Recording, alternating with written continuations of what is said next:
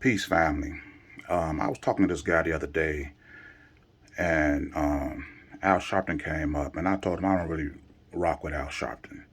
And he looked at me in disbelief, told me, all the work Al Sharpton did, blah, blah, blah. Well, you know what? The ancestors heard me, and they delivered to me today the exact reason why. Not only why I don't rock with Al Sharpton, but if you black in this country, you shouldn't rock with him either. This guy should not be the leader of anybody's civil rights movement, especially black people. Watch this. Through times and terrible mistakes that I've made in the past, and it just makes such a big difference, and it kind of helps too. You know, Rev, I'm always very careful, and I'm sure you're the same way too.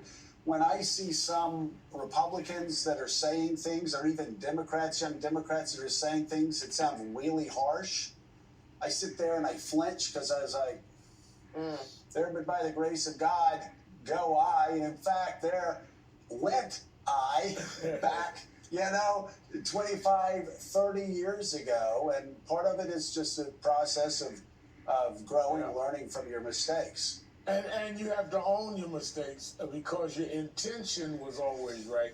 It's the way you approached it was wrong. I have the same intention I had when I started in civil rights at 12. It's just that you get swayed. And I had a mentor that told me something that guided me very, very, very closely on this. It said, being out in public and being a public figure and being an activist is like playing football. Half the stadium is going to cheer you, the other half is going to jeer you. Your job is to get the ball across the goal line. Even if they're tackling you, knocking your legs from under you, on your back, your job is to get the ball across the goal line. Don't get intoxicated by the cheers or get into a bad mood about the jeers. If you score, they will have to live with the score, but so will you. So I'm about scoring the last 30 years. I'm about scoring. First of all, you've been in this game since you was 12. You 70 something years of age today. Where's the change in your philosophy? Where's the approach? Why are you still holding on to this mentality that you had at 12? There's thoughts and ideas I had when I was a young buck, and that I wouldn't even consider today. That's because you mature over the years. And this analogy that you use to motivate you would not have motivated me as an adult. Because if you arguing for your people, I don't know what type of football stadium that you talk about being in, but half the football stadium do not cheer or jeer the person. If you arguing for your people, that stadium should be filled with your people, and it should be cheering everything that you do. I've never seen a football stadium where half the people are there for you and the other half is there against you. I've never seen that. And this guy here but let me finish this up and show you exactly why nobody should rock with Al Sharpton. And I'm going to say, we've talked about our friendship. I've seen your friendship with Jonathan Greenblatt. I've seen you forcefully, people have accused you of being anti-Semitic throughout your life. I've seen you forcefully speaking out against anti-Semitism. I've seen you use your show, Politics Nation, every weekend to speak out forcefully with Jonathan Greenblatt and others against anti-Semitism. You and I have found out through the years, it's a lot easier getting to that end zone if you're not just having 3 or 4 people blocking with you. That's right. Bring other people in. And you can't fight for the rights of your community without fighting for the rights of everybody. And not just do it strategically, do it because you mean it. Otherwise, you are only a reflection of the forces that you're fighting. Let me say this. When it comes to civil rights and my people, I'm not a surface thinker. What Al Sharpton just said may sound nice to a lot of other people, but it just like fingernails across the chalkboard to me. First of all, why are you using your oppressor as an example of how our people should be?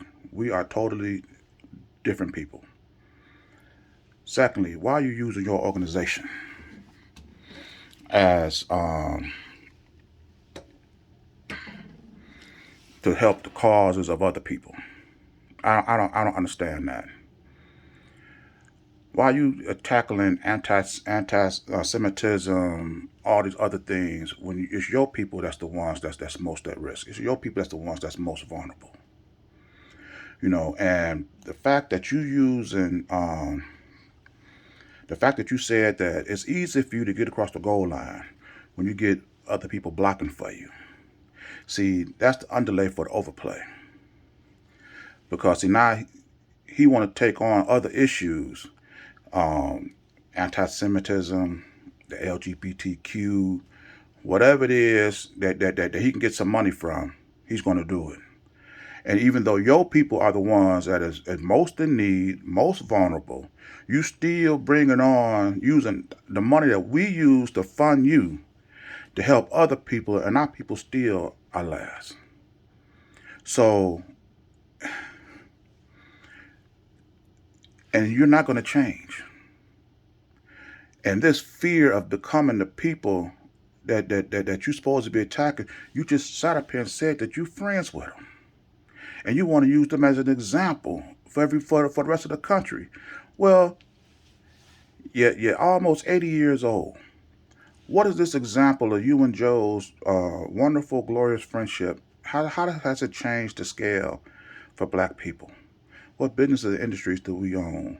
What political positions do we have in politics, in the judicial, in the industrial, that we can own, control, and pass on to our children? Nothing. So this is why I don't rock with Al Sharpton. And like I said, if you black, you should not be rocking with this guy either. I'm done with this guy.